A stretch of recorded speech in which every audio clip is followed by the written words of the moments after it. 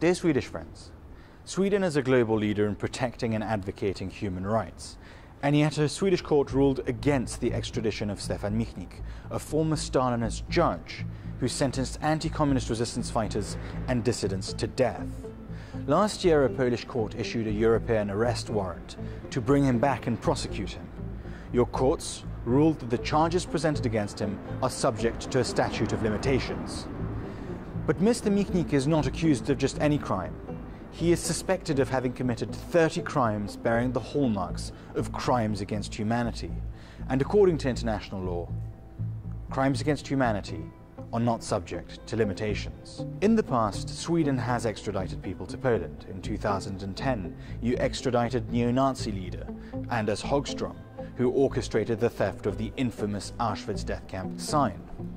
Why then do you refuse to extradite Stałin Mίκnικ, a man accused of crimes against humanity? Who is Stałin Mίκnικ? From 1945 to 1989, Poland was ruled by a brutal communist regime. The communists knew that in order to impose their ideology, they had to eliminate all opposition, which in Poland was substantial. During the German Nazi occupation, the Poles had organized in a vast underground state with a large resistance army, loyal to the pro-democratic government in exile. As the Soviets advanced in 1944, they immediately began to persecute the soldiers of the Home Army. Polish soldiers were deported to gulags, sent to communist jails, or simply murdered. The leaders of the Polish underground state were deceived into a meeting with the communists. Despite repeated warrants of safety, 16 prominent Polish leaders were abducted and taken to the USSR, where they were tortured for several months before being sentenced in show trials. Several of them did not survive Soviet prisons. In Poland, tens of thousands of resistance fighters and partisans, loyal to the government in exile, were faced with communist jails, gulags, or death sentences. And so they retreated deep into the forests of Poland to continue their doomed struggle. Many of them fought well into the 50s. The very last of them, Józef Franczak, perished in a firefight in 1963, a whole 18 years after the Second World War had ended. These indomitable men became known as the cursed soldiers.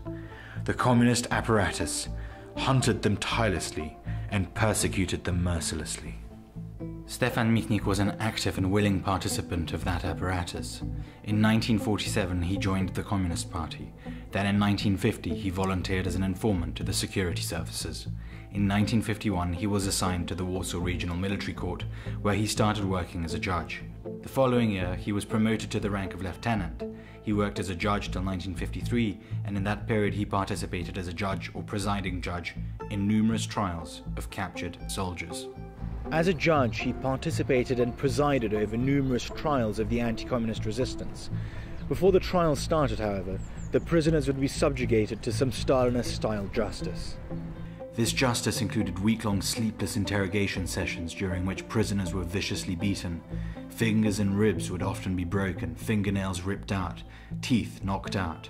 Prisoners would be humiliated, they would be dressed up in German uniforms, mocked and insulted. Sometimes their eyelids were burnt with cigarettes, some were waterboarded with gasoline, others had their genitalia crushed. All were repeatedly and violently beaten. These were just some of the torture methods employed by the security services in order to break prisoners, both physically and mentally.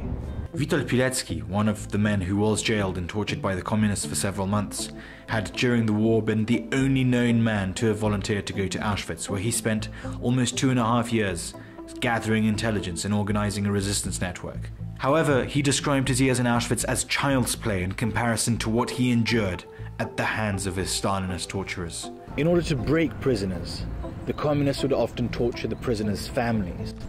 One of Pilecki's co-conspirators, Tadeusz Purzański, was subjugated to listening to his wife scream as she was being tortured in a cell nearby his. She was beaten so severely she had a miscarriage. The communist jails were so brutal and violent that the resistance fighters would often rather die fighting than be captured alive, in order to spare themselves the pain of going through the justice system. Their last bullets would often be saved for themselves. This was communist justice, and Stalinist judges and prosecutors were aware of the conditions in the prisons. They often participated in so-called interrogation sessions. This was the justice system that Stefan Michnik willingly served. Over the course of his career as a judge, he was involved in tens of trials against Polish war heroes. He sent many to their deaths, and even personally participated in the execution of Major Andrzej Czajkowski. These are the faces and names of just some of the men that he sent to prison or to their deaths. The executed soldiers' desecrated bodies would be dumped in unmarked pits. To this day, tragically, many of them have not been found, exhumed, or given proper burial. Stefan Michnik stands accused of 30 crimes against humanity. This former judge, who served in the very darkest days of Stalinist terror, currently lives a peaceful and quiet life in Sweden and claims that his career as a judge was merely youthful naivety and that he was an unwitting tool in service of communist terror. Like far too many communists, he has not faced justice.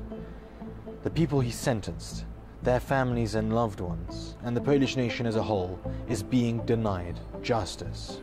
Sweden, a nation at the very forefront of human rights, should not be a safe haven for communists. Communists, just like Nazis, should not be exempted from justice. Communist totalitarian crimes cannot go unchecked or unchallenged, and their perpetrators untried. In the past, your government shamefully refused to extradite Nazi war criminals. Do not repeat this mistake.